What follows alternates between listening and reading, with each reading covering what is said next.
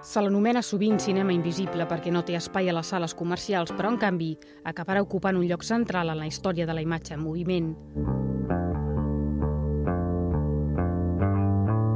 Així ho creuen els organitzadors de l'Excèntric, el programa audiovisual estable dedicat al cine experimental, que en una clara declaració d'intencions comença amb la projecció d'imatges de presons, un assaig de Harun Farooqui fet a partir de les imatges gravades per les càmeres de vigilància de les presons de màxima seguretat als Estats Units. El que sí que volem molt especialment reivindicar, i sobretot aquest any, és la centralitat que acaba tenint després i la importància de tot aquest tipus de cinema en col·locar-se després al centre i tenir una rellevància important dintre al final de la història del cinema, perquè són propostes de gent visionària, de gent que treballa en el món dels sentiments, de les idees d'una manera adelantant-se moltes vegades a propostes que després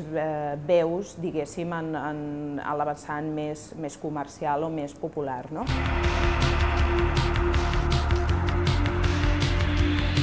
En un intent més per demostrar que aquest cicle va contracorrent, també s'oferirà un seguit de projeccions de cinema rodat en Super 8,